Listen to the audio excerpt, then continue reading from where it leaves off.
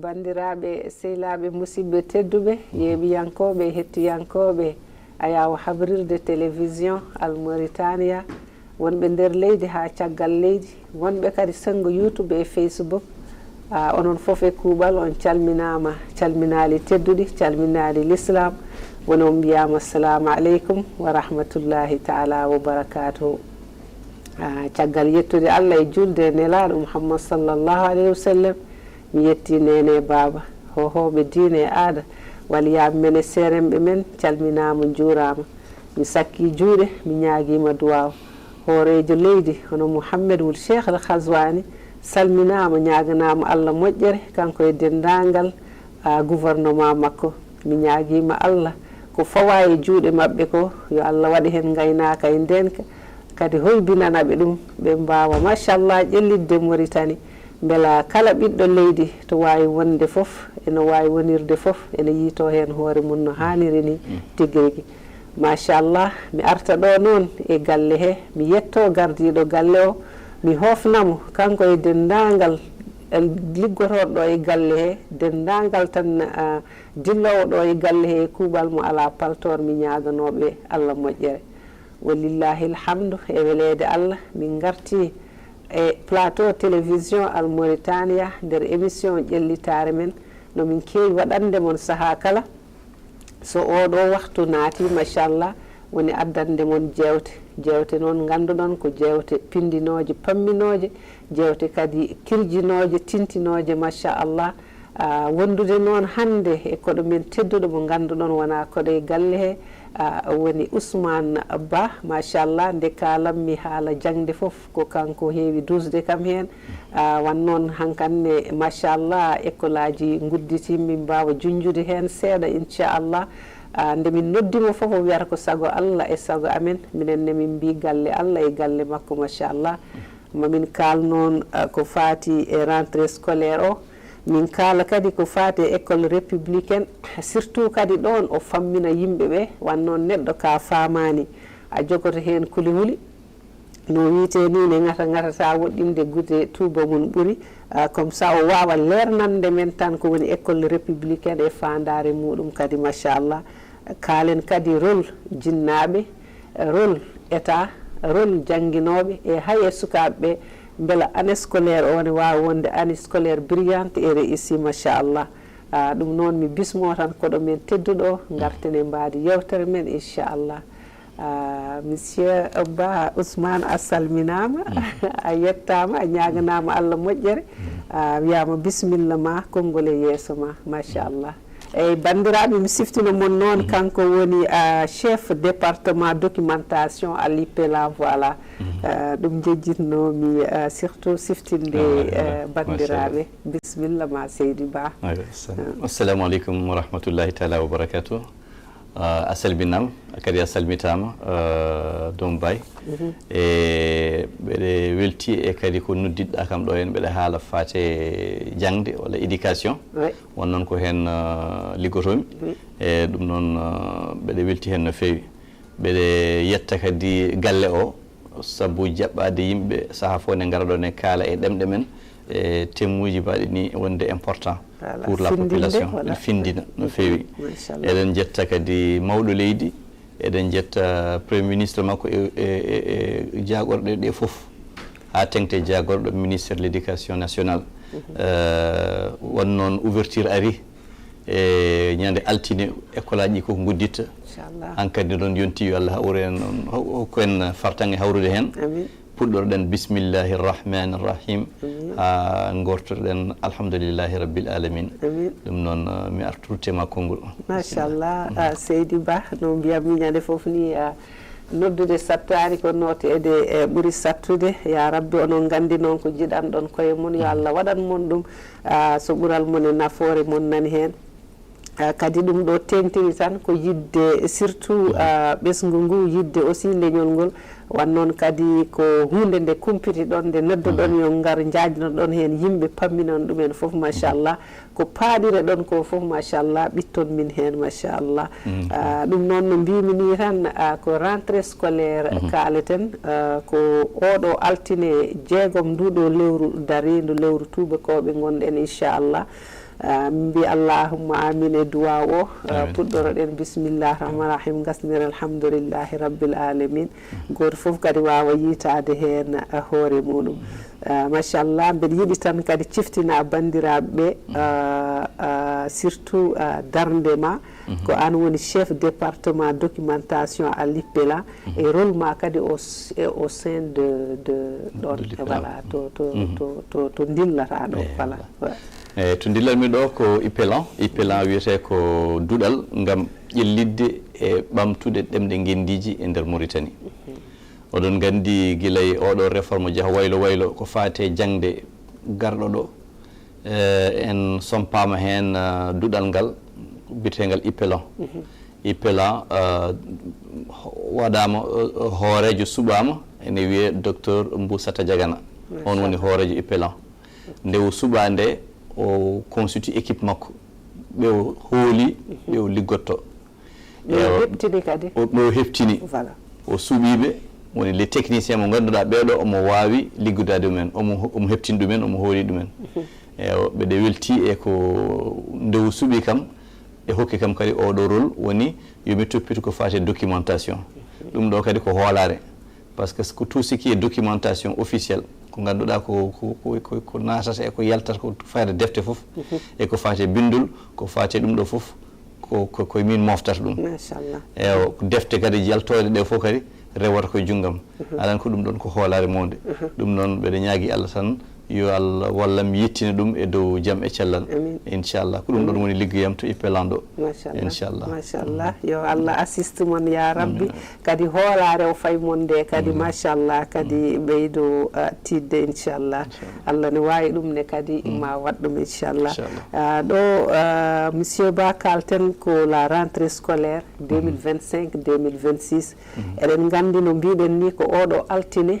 ene wona ene hawra e jeegom lewru tuba gonɗen ɗum machallah ɗum noon an tan hol yandema e hol ressenti global tan mo resentiɗa e mo tinɗa hen e ouverture o voilà ene heewi wiyede ko ñande goo altine gadano e lewru octobre ko hen ouverture waɗata ɓeɗi sikki tan oɗo altine ɓawo janggo ko nden woni ouverture école et dans tout le territoire mauritanien eɗen haqqillaji men noon en dutti e ɓeɗo dañɓe toɓoji ko sakkiti ko wayno kahiɗi en mo ganduɗa wuuro ngo ko heewi e galleji dañi naate ndiyam moɗi walla hepti ndiyam hepti woni hen e galleji e ɗum noon eɗen paayi taw ouverture o taw ɗum ɗon memata école aji ɗi seeɗa ɗum ɗon kam haqqillaji men nan toon kadi eɗen ɗum ni muusi seeɗa ɗum tan kam yo eɗen ñaagui kadi les autorités locales ko wayno gouverneur en ko wiyete Roili ko wayno hakem e les élus locaux ko wayno maire e le conseil régional ɓen ɗon foof yo mbaɗ feere e ballaɓe e noɓe jaltire ɗam ɗon ndiyam beele école aji mbawa janggode ko ɗum ɗon so ɗum ɓenni laamu ngu ko fate éducation e jagorgal éducation e yimɓe makko ene paari uddidde inchallah ñande jeegom kadi ɓe keblini ɗum ɓe mbaɗi en place ko fotno waɗede foof beele wona une année scolaire réussi e kadi koko jokki oɗo waylo ko fayte réforme du système éducatif koko jokki e ma en kaali hen ko heewi holko adda ko hesɗi ko wawa gandude ɗum ɗo ene heerti ndeɗo hitande jangde hesere inchallah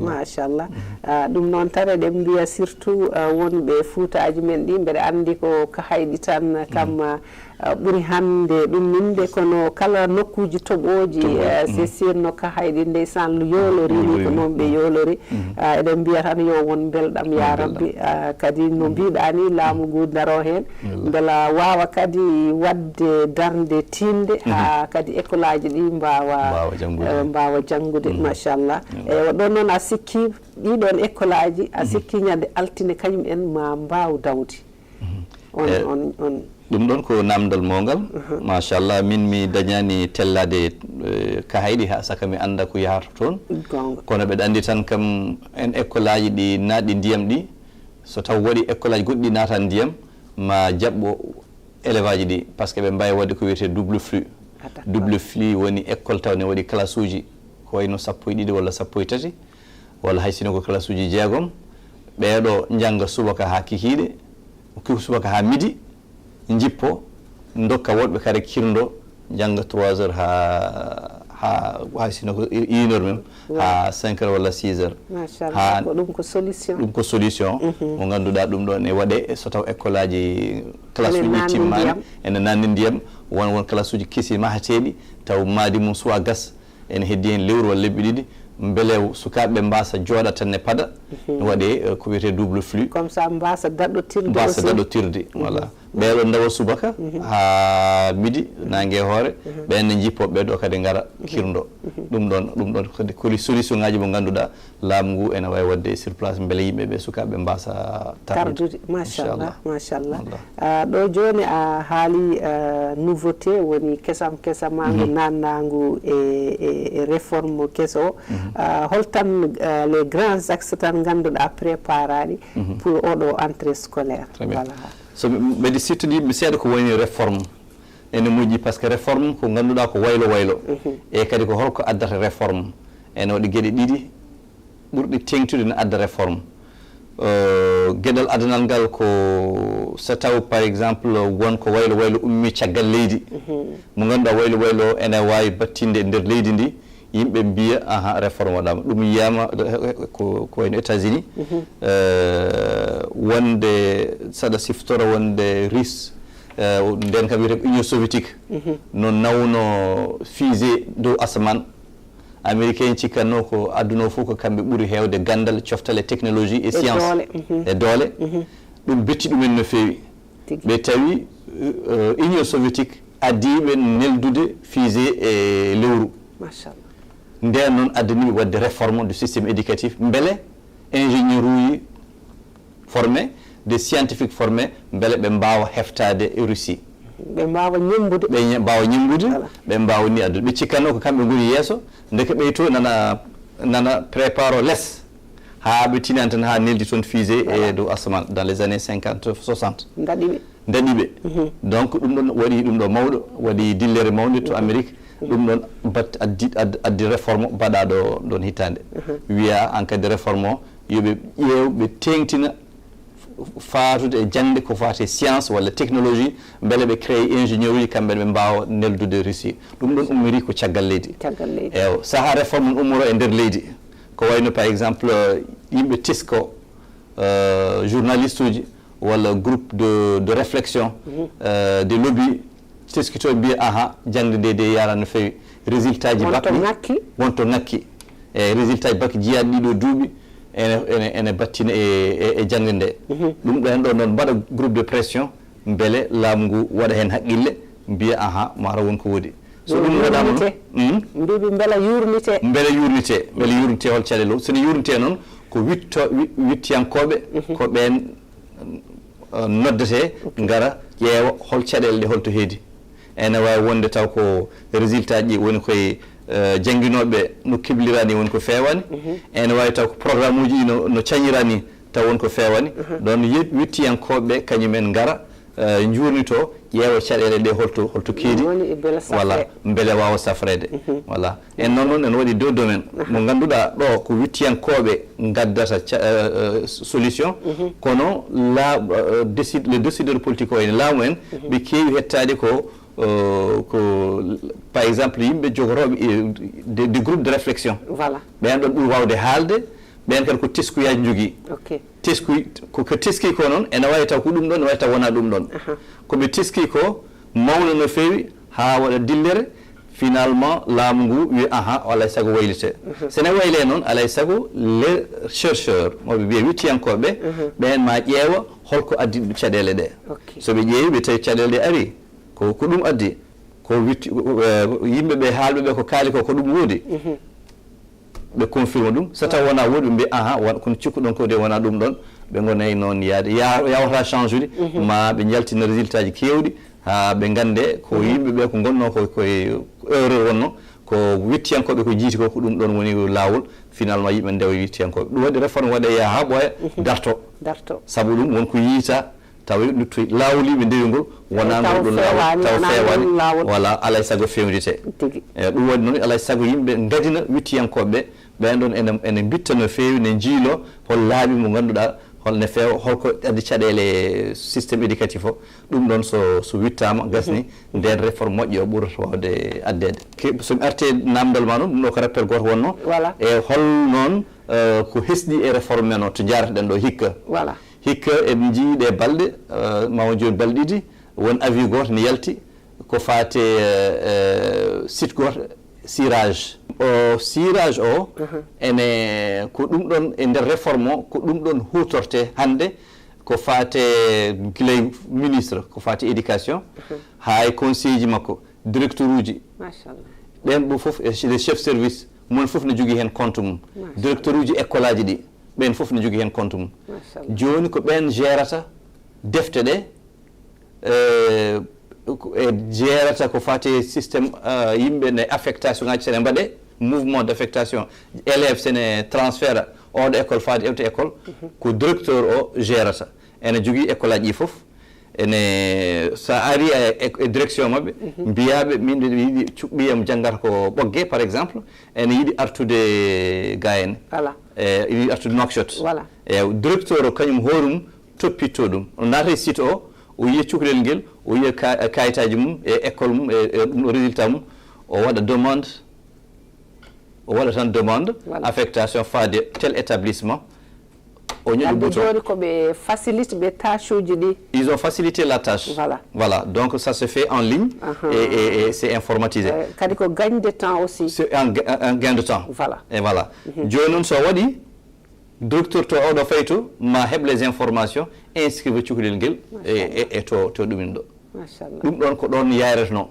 ha hikka 2 octobre gonɗen o ɓe gudditi fallantere pour les parents nden c'est la direction seulement qui s'occupait de ça mais joni ils ont ouvert ɓe jañi seeɗa ils ont ouvert une fenêtre pour les parents mo ganduɗa parents ji kañumen koyemumen ene mbawi waɗande koyemumen taw jahani ha école to aɗa woni galle ma aɗa jogui téléphone ma portable mbaɗa transfert ɓiɓɓe ma taw a yaltani galle ma ça c'est une nouveauté koye réforme o jeeya joni noon holno ɗum waɗirta sukaɓe ɓe ngala directement cirage mais ene waɗi application goɗɗo wiyete ko ɗum ɗo khadamati e khadamati o ko application ganduɗa laamu yaltini tous les services du gouvernement koye khadamati woni wona tan éducation e ɗum ɗon je pense ko ummi koye ministère toppitoɗo rénovation technologique o ko ɓen ɗon waɗi contrat avec le gouvernement kamɓe saaha fof ɓe mbaɗat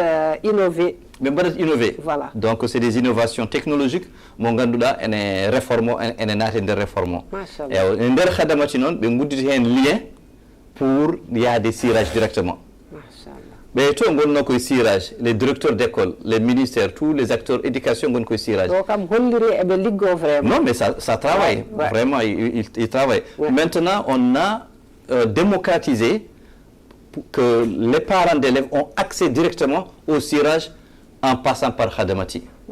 Il suffit seulement d'avoir un NNI, numéro national d'identification. Ça t'a oublié un babirado, ça a dit numéro national d'identification, un ANI et Khadamati, et lié par le cirage, et ma django befouf. Numéro et liggéeyaji mabbe par exemple adi résultat mabbe scolaire historique de leur résultat scolaire ma yidum ma yi kadi par exemple école mo goni yo hol école aji taari dum machallah voilà information il faut tawat toutes les informations tu peux voir ça c'est-à-dire defte mo jiɗɗa aɗa wawi télécharge e nder site o defte élevage e sukaɓe ma par exemple niveau vraiment jinnaɓe ɓe non walla jinnaɓe avant on disait que c'est difficile d'avoir des livres, il faut aller dans le marché et tout. Tu vas dans le cirage, tu télécharges les manuels scolaires de tes enfants de n'importe quel niveau. Et tu veux faire le transfert de ton téléphone portable, il y a un lien par le cirage, transfert élèvement de tel ou tel. Ça transfère directement, et comme on fait tout directeur, ou dit demande de transfert, confirme ou infirme. Sur place disponible, acceptable. Tu n'as même pas besoin de te fatiguer, voilà, des choses pareilles, tout est fait. Et ça, c'est parmi les nouveautés de la réforme. Donc, ça veut dire que la réforme bouge. Voilà, il faut vraiment communiquer pour y mettre.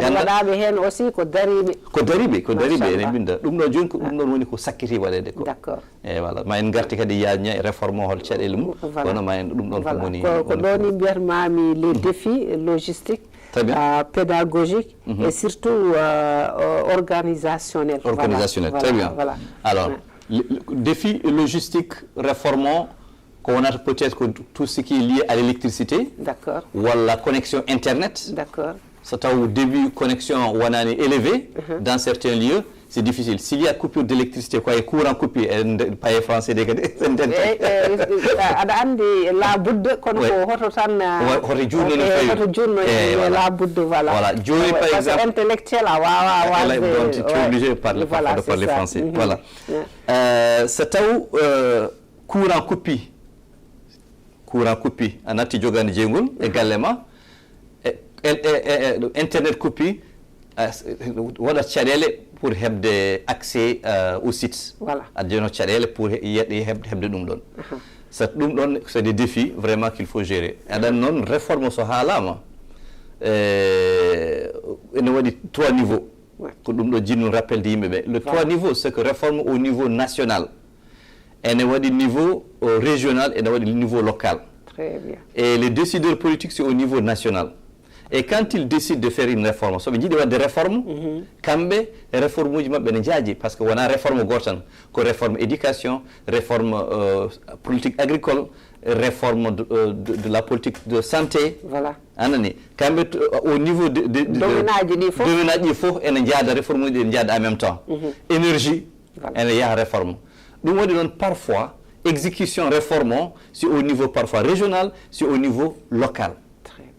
C'est important. Voilà. Et ceux qui exécutent dans le domaine de l'éducation sont spécialisés seulement dans l'éducation.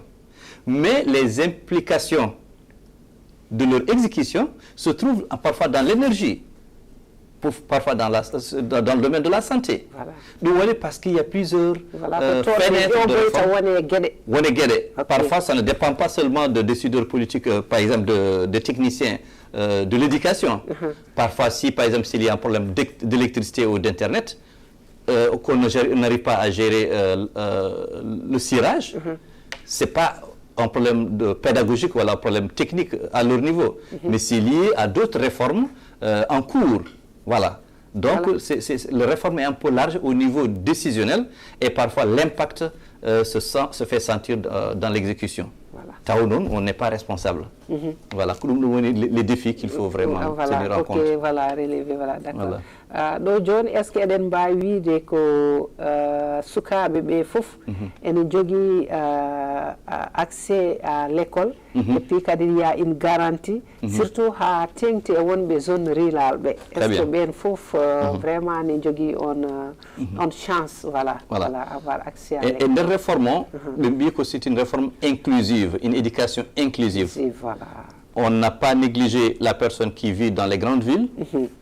Il y a la zone urbaine, zone rurale et zone semi-urbaine.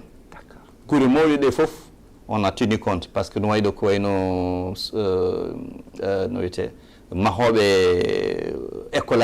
et santé. J'ai oublié le nom. Ben don joni ene won toppiti tan maadi ko faati gure moɗi koye nokchoten noadi bon architecte walla non wona architecte woni ɗum ɗo agence gouvernement gonɗo ɗo Taazur d'accord voilà ben don joni eɓe tawa dans toutes les régions ɓe jogui hen des bureaux d'accord dans toutes les régions ɓe jogui hen des bureaux ɓeɗo toppito ko maadi ko faati dispensaire uji école aji dans les communes. Voilà. Mais alors, ils s'occupent de faire des constructions des écoles et des dispensaires de centres de santé dans les régions et d'autres aussi dans des grandes villes. Okay. Donc, on n'a laissé aucune zone. Et inclusion, pourquoi? Parce qu'on a tenu compte aussi des personnes normales, des élèves, mais aussi il y a une éducation spécialisée. C'est un élève handicapé, visuel, ou handicapé moteur, auditif. Donc, cette réforme a tenu en compte tous ces paramètres. C'est une réforme inclusive, voilà, qui tient en compte tous les paramètres et tous les élèves. Voilà. Donc, là où on est en Mauritanie, il y a des écoles qui sont construites pour les élèves. Donc, sukabe ene mahana wolbe ton be fof ene jogi écolaji ene mahana dumen et kadi madini ne continue. Voilà. Machallah, machallah. Donc aussi est-ce que mesure aji ne jetta tan kuule et surtout rigueur pour la déscolarisation walla kadi l'absentéisme woni tan absente tobe be tan e ko nandi hen est-ce que on rigueur ene dum ni nane jetta vraiment rigueur on jefta ko français wiyer ko bonus malus. Bonus malus joni système cirage kayum gérata les affectations. D'accord. Kayum gérata par exemple les professeurs qui veulent revenir en Nouakchott, par exemple tout le monde veut revenir en Nouakchott, c'est le cirage. Le bonus c'est que hankadi c'est le système qui tient en compte l'ancienneté. Par exemple, voilà, il y a des critères qui sont déjà définis. Voilà. Donc il n'y a pas de mine comme parce qu'il me plaît, voilà, voilà. On entre les données. Et on a le favoritisme. Favoritisme là, on ne peut plus se permettre. Et tout le monde a constaté cette année les affectations. Certains même étaient surpris. Ils avaient fait des demandes depuis longtemps et puis on leur a dit, voilà, cette année tu rentres à Nouakchott. Ils ne croyaient pas parce que le système cirage a tenu en compte a mis en place des critères. Ils ont mis en place des critères. Les critères sont, par exemple, ancienneté, par exemple, situation matrimoniale, tu es en couple, tu vis avec ton mari ou pas. Tous ces critères sont mis. Et puis, on fait entrer les données. Et c'est le système qui sélectionne voilà. par ordre de mérite. Tout simplement. Voilà. L'une aussi, c'est de l'équité. Voilà, si on va les donner, il y a les plus anciens sont choisis et les autres ont moins choisi. Et ça encourage. Oui. Ça encourage. Et par exemple, critère d'excellence. Par exemple, quand tu travailles et que tu mérites le travail, on te donne ce que tu mérites. Et quand tu ne travailles pas correctement, on ne donne pas, on donne à quelqu'un d'autre qui le mérite. Et là, ça c'est pour un peu éviter le favoritisme. Éviter le favoritisme. Éviter le favoritisme. Voilà. On donne aussi, c'est des choses vraiment de la réforme qui sont très positives. Machallah. Et donc, je ngaratmi koy école républicaine rôle mudum et surtout pamina rendongo jinnaɓe ɓe école républicaine hewɓe paamani ɗum waɗi ɓe kolani hen importance no feewi eɓe jogui hen kuli jiyanɗe mabɓe ne niɓɓiɗi hen onon comme ko domaine moɗon tan leernanaɓe tan ha leer ha ɓe ganda école républicaine e fandare muɗum surtout voilà. École républicaine fandare mum ko murtannaɓe foof gona neɗɗo goto machallah ko ɗum woni fandare adande. Donc, construire une nation mauritanienne,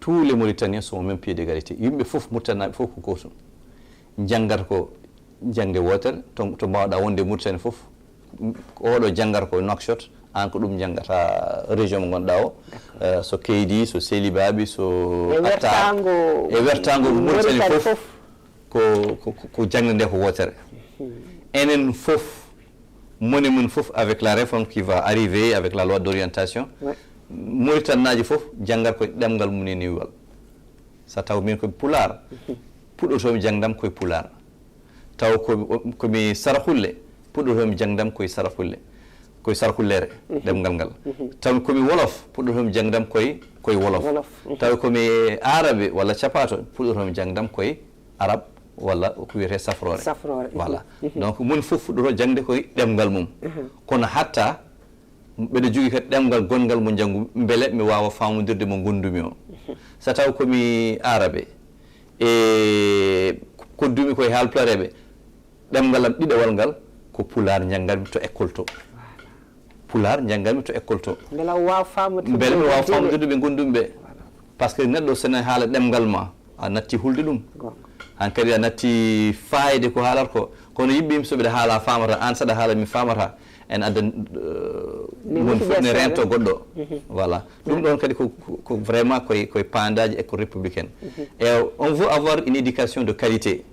Pour cela il faut former les enseignants, il faut former les professeurs. Janguinoɓe ma keble heblo ngo uddite ko école des ENI, école normale des instituteurs, taw ko ɓen ɗon enseignement de fondamental ɓen ko ɗon keblete uddite école normale supérieure ko wayno NS taw janguinoɓe collège lycée ko ɗon keblete a wawa nadde e système éducatif tant que a yaltani ɗiɗo école aji ɗiɗi ma ndewa ɗon il faut passer par là pour enseigner. Et comment passer par là?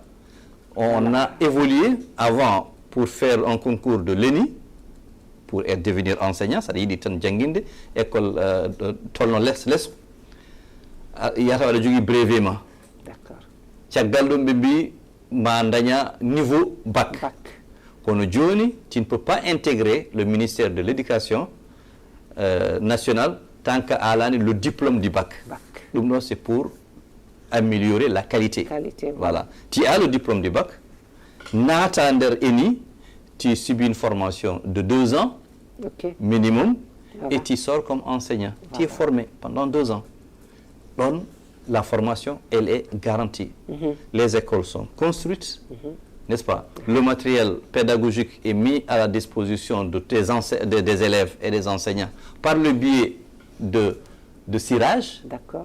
Parce qu'on ne va plus au marché pour acheter. Tu entres en tant que parent, tu télécharges les documents de niveau de tes élèves. Voilà. Sensibiliser parents pour cirage aussi. C'est important. La sensibilisation, les parents ne sont pas directement impliqués. C'était seulement les acteurs de l'éducation. Les directeurs avaient leur compte cirage. Les chefs de service qui sont dans les drains, n'est-ce pas? Les chefs de division, ils ont leur compte dans voilà. Les autorités, gouverneurs, voilà, wali, et hakem, ben fof leur compte. Et compte mabbe joni so affectation wadama rewat ko to gouverneur so hebi nawadum to directeur régional. Voilà. On est drain. Voilà. Ben donc kadi so hebi exécute nawa to école nunto. Et ça c'était au niveau des acteurs et des autorités locales. Voilà. Maintenant, c'est à partir du 2 octobre, cirage udditi fartang pour les parents. Et ça c'est démocratisé. Étape par étape. Voilà. Étape. Parce que comme je le disais tantôt, réformons, ça ne concerne pas directement le ministère de l'Éducation nationale, mais c'est en relation avec d'autres réformes dans d'autres départements.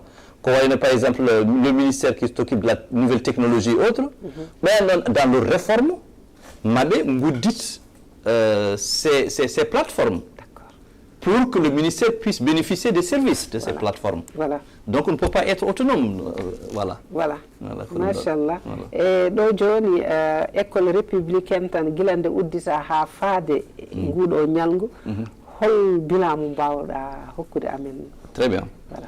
Alors, bilan mbawda hokkude men ko adi fof, on a ouvert Oudissama Ipelan to Gomido. Machallah. Depuis 2 ans. Le bilan est ouvert. Par décret présidentiel. Président Hormum a dit décret, oui, créé Ipelan. Quoi a dit en 2022, il y a eu des journées de concertation. Pour lui, dans toutes les régions. Les journées de concertation en 2022, système éducatif nomin jiiɗi janginirde sukaɓe amen nomin hol cukalel momin jiiɗi formude janggo jogorɗo mawde laamade leydi ndi holno wayata ko ɗin critère fu yimɓe jooɗi mbaɗa des journées de concertation ha novembre 2021 walla 22 je crois et par la suite ɓe jaltini une loi d'orientation woni article mo ganduɗa ko fati kuccam jangde men. La loi d'orientation a été créée, promulguée, pour ne pas dire créée, et donc cette loi d'orientation ko hen ko fati réforme o fof ko kañum haalat réforme o.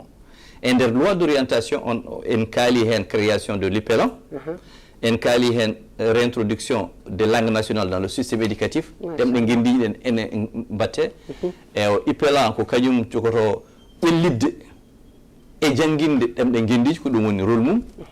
Directeur mum nomama ƴeewa professeur université qui a le titre de professeur et qui s'appelle Mbou Seta Diagana. On ɗon suɓa parce que mo andani ko waɗata ko e hoolare il est capable e hoolare mawɗo leydi suɓimo wimo min hokkima ɗum ɗo wone juuɗe ma ya reggi ɗum e kadi aɗa jogui wellitare ƴeftuɓe jiɗɗa mbawɗa liggidade l'équipe technique mo ganduɗa oɗo tu peux travailler avec eux tu les choisis voilà ƴewto tokoɗɗa fof ton yo huɓɓu beele parce que kanko andata yonɓemo e yonɓe mo liggey o mo suɓa ɓe o yiɓe ɓe o andi ɓe o heftini e liggey o adda ɗumen so addi ɗumen o wiya ɗumen ko ni jiɗirmi ɗum waɗa ɓen ɗon liggido e makko jaara noon ha min dañi fartangi uddidde des classes expérimentales 25 classes la première année et cette année on va ouvrir minimum 55 classes plus les 25 on double on a presque doublé 25 plus que doublé 25 plus 55 25 de 25 à 55 alors on a plus que doublé 25 plus 55 voilà ɗin ɗon uddita classe uji gudditama déjà en anda site uji ɗi to watte eɗen mbawi haalde site uji ɗi e to 25 wonno fof classe expérimentale to ɗi gonno fof e guure ɗe ɓen payi deuxième année hikka min gudditi ɗon kadi première année machallah et min gudditi kadi 35 autres classes dans d'autres lieux départements et régions gudditama classe uji kessi gudditama tu vois e janguinoɓe keblama ɓe jalti ko ɓoyani ko ñande aljuma kamɓe fof laamu waɗiɓe bisuji nawiɓe toɓe janguinoyta beele altine tawaɓe toɓe janguinta to voilà tawɓe tardata kañum wiyaka tan jeye mais ko laamu noddiɓe kamɓe fof eni waɗi bisuji mum ne daari ɓe jolne hen guila aljuma beele tan altine wawa tawdeɓe toɓe janguinta to et ça c'est déjà fait nokkuji ɓe affectaɗi ɓe mbawa wonde ɗon affectaɗi ɓe mbawa wonde ɗon ɗum ko laamu toppiti ɗum ko kañum ƴefti bisuji mum waɗi cérémonie mum normalement foti yaltude télé e janguinoɓe ɓe foof yaltuɓe hikka ɓe jolna e bisuji nawa to affecté ɗo mon fof nawe ha to affecté ɗo so yettima wiye altine so ari ya taw aɗa daari yesso sukaɓe ɓe binditagol ɗum ɗon ɗum ɗon déjà ko c'est des acquis de la réforme machallah e ɗo joni école républicaine o kanko hol valeur aji tan o transmettre sukaɓe ɓe holko ɓe ƴogata toon comme valeur voilà les valeurs culturelles et religieuses machallah école républicaine que tous les Mauritaniens murtannaɓe fof yo gandu ko diine mum islam woni diine goto mo murtannaɓe gandi ko on ɗon diine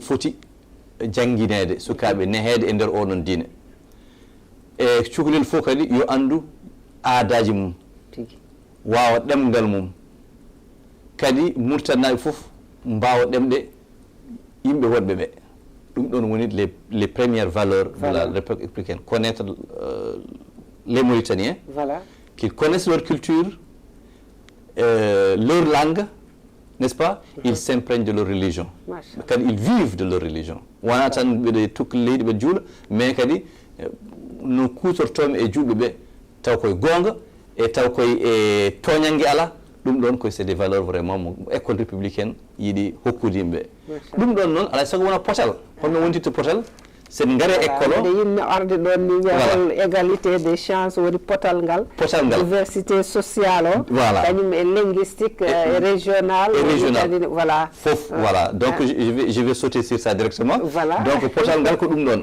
holno gandirten ɗum ɗon foto sukaɓe fof poti sen naati école jiyen kamɓe fof ko ɓorni ko gotum l'uniforme kamɓe fof ko gotum a wawa andude oɗo ko ɓi galo a wawa andude oɗo ko ɓi basɗo donc alay saago moni fof sa to jiccirɗa fof jiyata ko comcirgol ko gotol koɓe ɓorni ko ɗum ko ɓornol gotol ɗum ɗon noon ene adda potal min joni hay somi goni ɓi basɗo moɓe jangguidanmi o ko ɓi galo hay goto wawa andude hol gonɗo hen ɓi bas walla ɓi galo haqillam hankadi ma toppi tan jangde mi toppitaka ɓen ƴeewa o ko ɓorni walla paɗe ɓe ɓorni ɗe waɗa comciɓe ɓe ɓorni ɗe ɗum ɗon déjà en itta tous ces freins là et ça c'est positif machallah et sen gari deuxième année noon on s'ouvre aux cultures internationales janguen français à partir de la deuxième année fondamentale on commence à apprendre le français comme langue étrangère.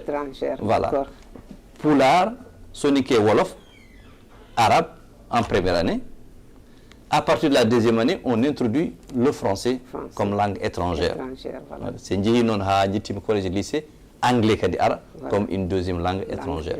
Voilà. Dans certaines mêmes villes, pays, non dans certaines villes même, on dit l'espagnol ne jangé parce qu'on a koy réforme goddo mo ganduda faire l'espagnol l'anglais so jettim université won ƴeftoɓe chinois won ƴeftoɓe anglais won ƴeftoɓe espagnol ko choix goto fof ko choix voilà à partir de en fonction to jaaruɗa taw ka technicien walla taw ka ingénieur walla ɗum ɗon la langue l'une des langues tu choisis la langue qui va continuer voilà taw wallitma e formation ma machallah ɗo joni gartanmi kadi ko les acteurs kamɓe ɗe gandi ko ɓeeɗo nayo ni beela année o wona brillante et réussi ko état o ko enseignant ji ɗi ko parents d'élèves uji ɗi e élève o hoore mum par ce que ɓeeɗo tato ɓe guidimi limtude ɓe hay soɓe gaddi bagage o fof poɗɗo rondade o so welaka yahata voilà donc surtout responsabilité état pour garantir surtout éducation de qualité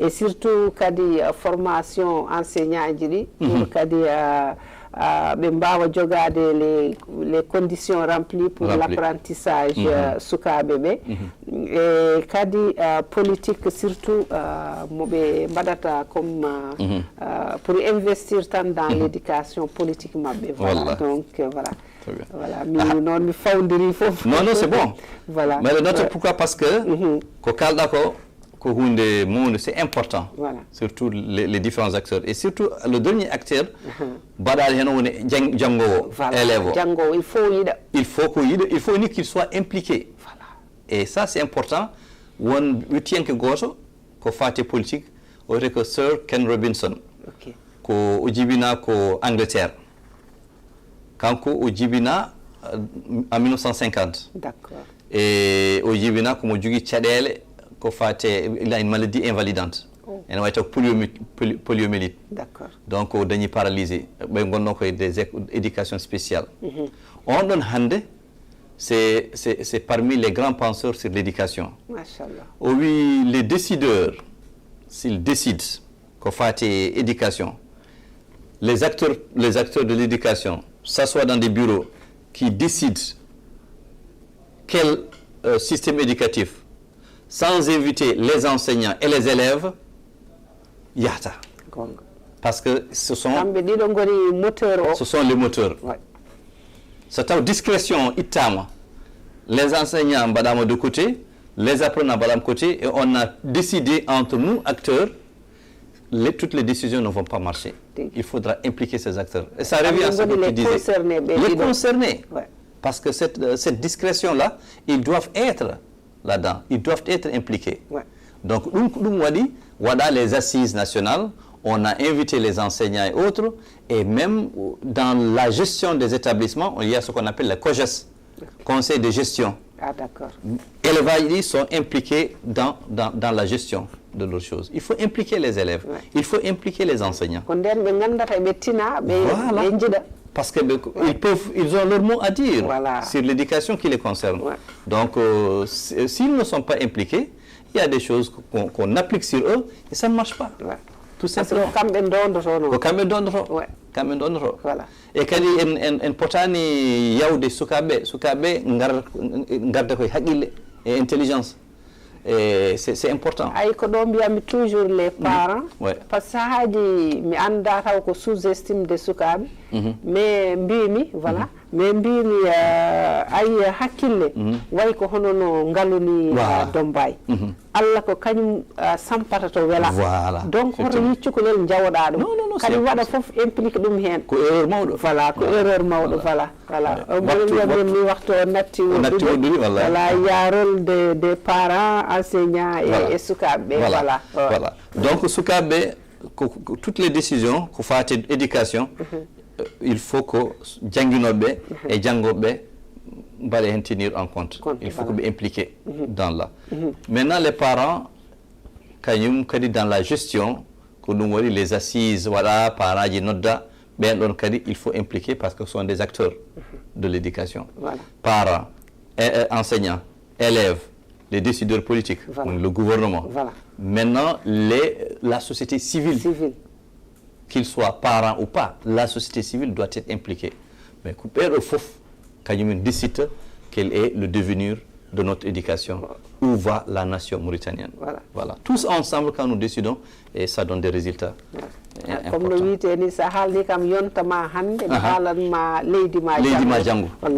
c'est extrêmement important. Donc, votre mot de la fin, voilà. C'est déjà arrivé, malheureusement. Le temps ne pardonne pas. Le temps ne peut pas tout développer. Voilà, c'est ça. Donc, les parents d'élèves, les élèves, les acteurs politiques, la société civile, yoɓe gon tamande wotere neɗɗo goto ɓe ganda altine école o udditi hankadi en ɓami dawal kesal une nouvelle année scolaire et ɗum ɗon kadi rendo ngo alay sago mbawa jaggodirde juuɗe gona uni pour pouvoir réussir balɗo jungo e fandu parce que c'est l'union qui fait la force. On ne peut pas avancer dans la division. Ça jamais de la vie. On ne peut pas avancer dans la... Il y a des priorités. Ko jangde, ko cellal, donne à la division. Nous devons serrer les mains et avancer ensemble dans la même direction pour que ça réussisse. Maintenant, arrive maintenant à la politique, ça c'est autre chose. Chacun a son bord politique. Mais les choses, c'est des choses communes pour nous, pour nos enfants, pour notre génération. Nous devons vraiment se concerter et aller ensemble pour la réussite. Vraiment, les décideurs politiques, les décideurs de l'éducation, afin que l'année scolaire soit une année réussie. Toutes les difficultés, l'hivernage, il faut qu'il me batte du le volontarisme, c'est important. Il faudra se réunir en groupe de comité, pour classe disponible afin que l'année scolaire se passe dans de bonnes conditions. Voilà. Machallah. Allah jarama monsieur Ba. No mbiyam ñande fof ni joddade mon wonnon ko domaine mon vraiment ko weltare tan e weytare yo Allah yom mojjere machallah. Mbede yetta kadi mbede jara onon yeɓiyankoɓe hettiyankoɓe Ayaw habrirde télévision Al Mauritania.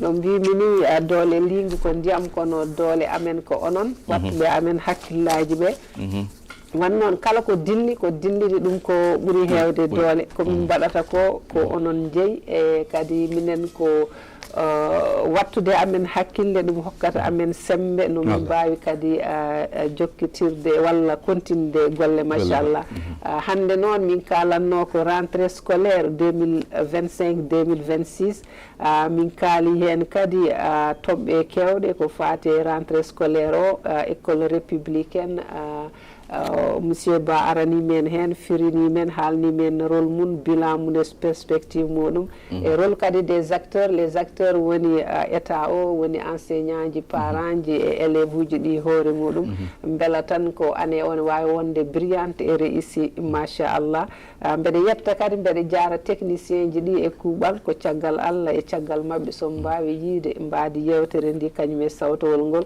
mbeɗa yetta noon mbeɗa jara caméra manam o no mbimi ni mi serata yettudemo woni Zeyne il répond bien vraiment à son nom Zeyne woni bien woni joli woni kam quelque chose de parfait voilà mbiɗa wiya tan kanko kadi yallah sellin doole machallah mi hokka moon tan kadi aadi ha saaha goɗɗo so weeli Allah ɗon e nden en goni jaam nder gaynaka Allah e nden kamon wuuro e ladde funnague hirnague rewo e worgo wassalam